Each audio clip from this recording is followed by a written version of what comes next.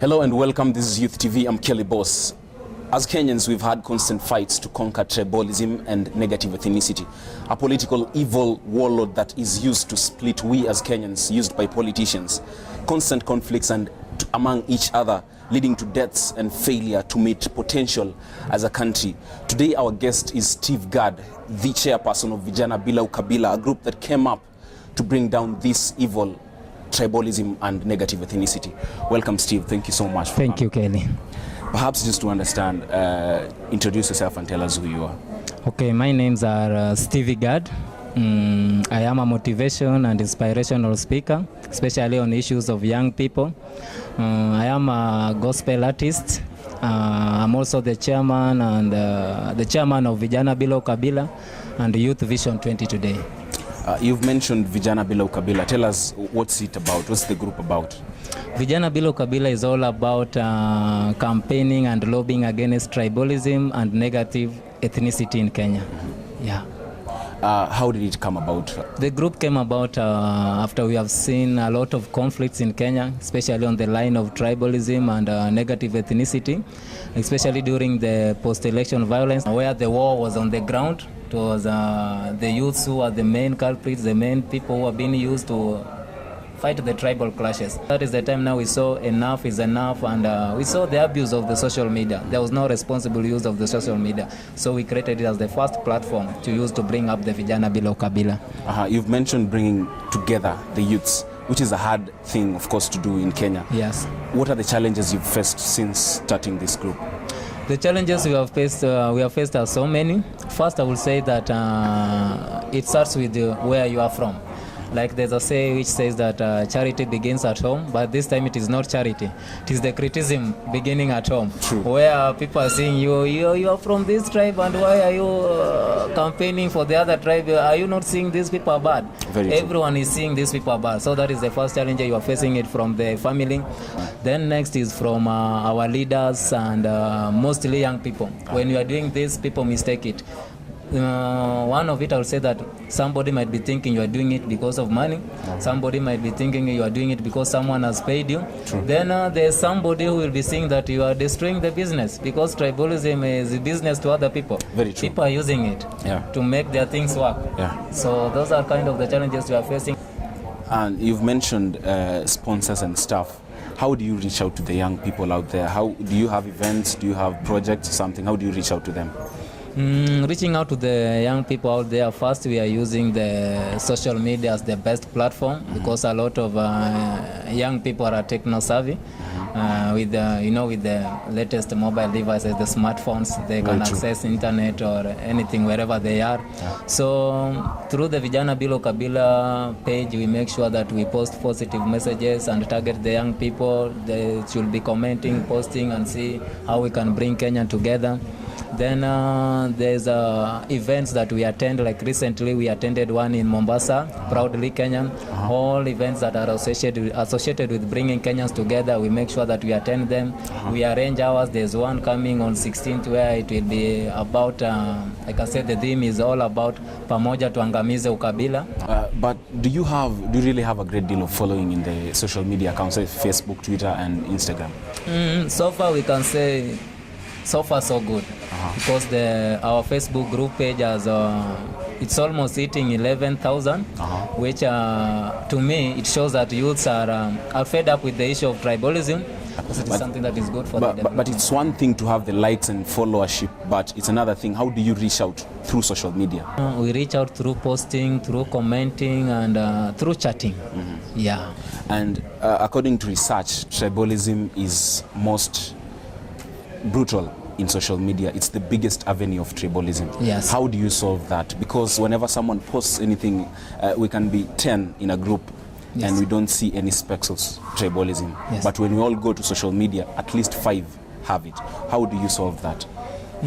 We solve it by at least trying to advocate in our page. We are trying to advocate as much as possible to all Kenyan youths or young people that social media is not a platform to create tension or conflicts, maybe on the tribal line, not even along the tribal line, in concerning any matter or concerning any issues. But because we are Vijana, Bila, Ukabila, and we are based on the tribalism and fighting tribalism and negative ethnicity, so we advocate for the responsible use of the social media. Yeah. How do you make it better? Because it's already what it is. You can't go out there and keep telling everyone to post positive stuff. How do you make it better with your posts? We make it better with our post by making sure that we check each and every post that a member has posted, and making sure that each and everyone that has posted, if it is something that it is negative or something that is not positive, that should be in the page, we make sure that we contact the person, we chat with him, we don't just brush them out, we tell them that according to what we are fighting for or the objectives of the group, we are not supposed to do something like this in this page. Then at the end of the day, we find that the person upgrades and now he changes from maybe the way he was posting now to posting to a positive way now. Yeah. After the Westgate attack, there was this hashtag Kenyans for Kenya on Facebook, great deal of followership. Kenyans came together, they were together in everything. We thought that was the time when Kenyans will work together. Yeah, that's true. But then after that, we came back to the split already. This brings me to this quote that Lumumba said, Kenyans, we never miss an opportunity to miss an opportunity. What do you think we should do so that when we get something positive, we hold on to it? I think one thing that I will tell you, Kelley, is that Kenyans, we are a people who think that, okay, we are mature, but we are using our maturity in a negative way, whereby we like to hide behind certain things. Like we came together, we were fighting the issue of terrorism. True. It is true. It was the issue of terrorism. Now it is a Kenyan thing, and everybody was saying we don't like this, something that the thing that has happened, it is very bad. But deep inside us, everybody was thinking it is this tribe still or it is these people who are holding to this or who have perpetrated this. Very true. You see? Yeah. When we drift politically, do we ever read manifestos as Kenyans or as youths? We don't even read manifestos for political leaders. We just look at what they are bringing in the ethnical mortgage market, of course. We don't even look at what Kenneth is saying in his manifesto or what Mudavadi is saying. We only look at where he's coming from. What, as a group, are you doing so that come the next election, we'll have a different approach on this? I think what we are doing as a group, by now we are putting strategies on how each and every candidate that will be running for the 2017 seat will make sure that all the manifestos that they have, it reaches the people down there, especially the young people. We want to make sure that each and every leader that will be standing in 2017, we partner with them, we work with them, not that we love them, but for them to show the young people what they can do for this country, truly. You say it, you're so sure about it, but how sure are you that these other guys will listen to you? How sure are you that the young people will listen to you, tell them, let's listen to him, let's read their manifestos? How sure are you? I'm sure because so far, from the people that we have from the people that we have talked with, especially in our page or in events that we go, wherever we talked with them, that they should be looking at the angle of politics. We should be trying as much as possible as young people to push the politics of this country beyond tribal lines and ethnic backgrounds. They are all agreeing to it. Because what we should be doing is that look at the person. What is he offering on table? What is he offering for this country? Not what is he offering for his tribe or for his people. Because at the end of the day, the reason why I'm telling you I'm so sure, at the end of the day, these youths who are being used, or young people who have been used for so many years, you find that after you have ignored everything that you're supposed to do, then you vote in this person or you support him on the tribal line or without caring. At the end of the day, you are the one suffering. Very true. And he's the one enjoying. Yes. So I think the trend is standing.